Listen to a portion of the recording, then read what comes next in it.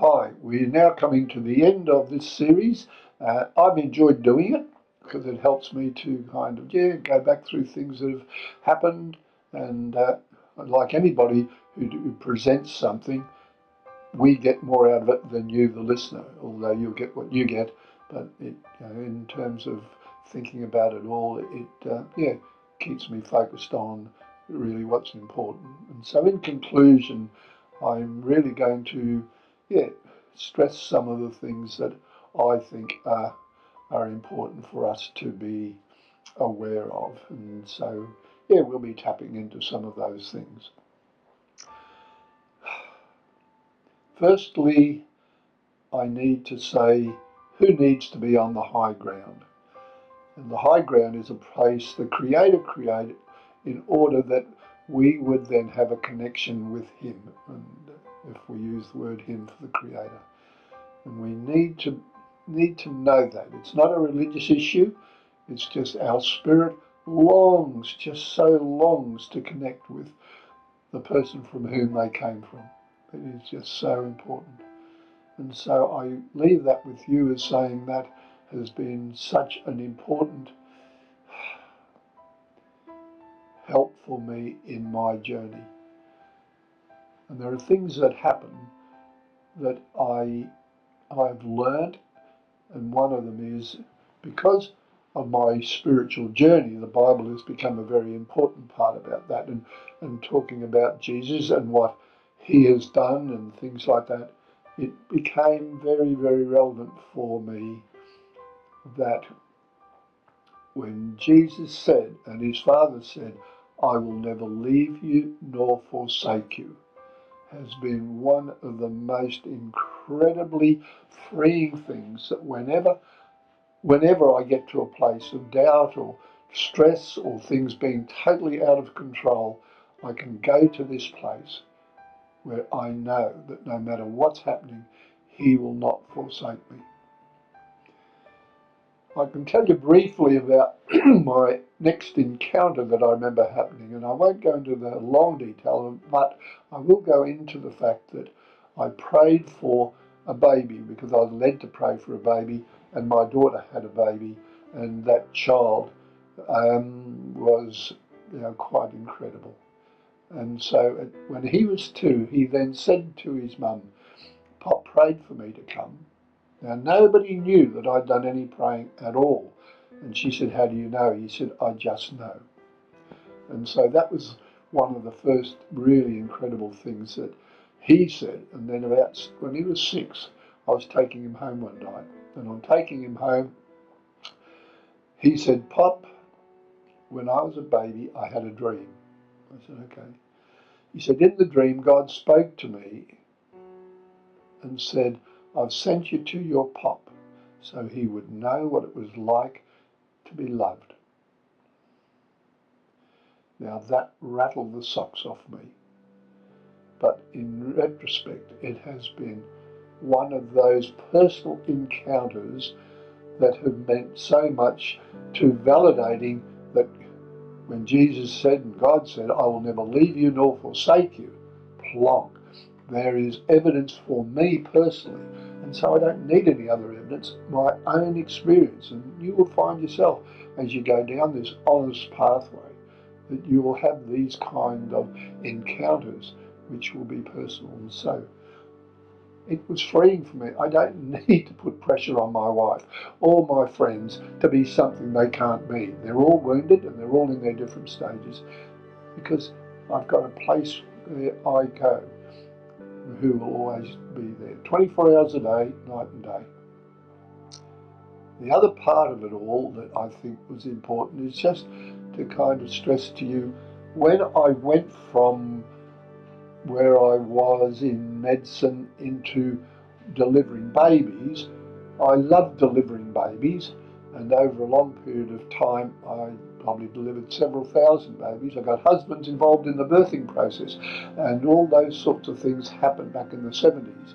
And so when I wrote a book about the adult and the inner child, as I reviewed the book, it came clear to me, so clear to me, it was incredible, that this journey that I'd been on was a journey that God had put me on in order to heal me. What I was doing, the mothers thought I was caring for them. I wasn't caring for them. I was caring for the baby they were carrying. Oh. And so here I was, suddenly realising that in caring for this baby and helping the mother to be a good mother and getting the father in so he can welcome the baby and all the things that lay with that, I just had this incredible awareness that while that was going on, God was healing me. So that journey, that inner child journey, and that spiritual woundedness was being healed, and out of that healing I was able to pass on out of my woundedness this incredible experience where other people can benefit from what had happened to me, and so I could help them have a connection with their baby that I never had with my mother. And so that to me is just such a wonderful, wonderful way in which God takes our woundedness, sends us on a journey, and the way we can tell that that's working is we love that part of the journey. And so when I talk to the checkout girls and say, what are you doing in life? I don't know what to do with my life. I said, well, just stick to what you do and do it well. I said, but you know, when you get on your journey, I'm aware, and I might say to some of them, that, yeah, just one of them in particular, I remember saying to them, you will find you will love that, but there is something very healing for you, because enjoying what you're doing, there's a healing going on underneath while that's happening. So I just find that just so freeing and so much a healing thing that's happened for me that I've needed to share this with you people today. So looking back, we've got the soul, the head and the heart connecting. We see that as important. We've looked at the issue of what happens in the uterus and how you can welcome the baby. If you get it wrong, you can ask for forgiveness while they're in the uterus, and even afterward, you know, over the years you can do that. That can happen. And then we go into the situation of the mental illnesses type play, where they can go back to where they began. They can resolve things. And so one of the things in that is so important is, we've said it, so his father, he didn't want his son, he asked the son to forgive him, saying, okay, let's get into this and be fair dinkum. On the high ground is God. And if God's on the high ground, we can call on him. I mean, even if he's not on our high ground, he can be. We can ask. And I said to the scripture kids yesterday, I said, who out of you have something you can't forgive? And one girl put her hand up. And I said, and after a while we went through this and talked about it. Eventually 3/4 of the class put their hands up. These are 10 and 11-year-old people saying that they were people they couldn't forgive. And I just said, okay, what can we do with this? And so we talked about it. And I said, well, the forgiveness, where does that come from? And it's God gives us his grace. We can say, I can't forgive this person. God, would you please give me the grace to do that? And I've never ever seen a time when that didn't happen, when people ask God for grace to do that. And so in doing that, we have this great, incredible thing that the person on the high ground, if it is God, he gives us his grace to heal. And so I said to the kiddies, who's the hardest one for you to forgive? And this little boy up the back put his hand up and he said, myself. I said, yep. And we often have to ask God for the grace. God, give me the grace to forgive myself for my part in it. Even if they did something to me, my part is I've hung on to this thing for so long. And God, please give me the grace to let it go. Why? Because if I don't, I will stay angry. And I'll form angry relationships. I will not be able to be intimate. My only intimacy will be sexual, and I will muck it up again and again.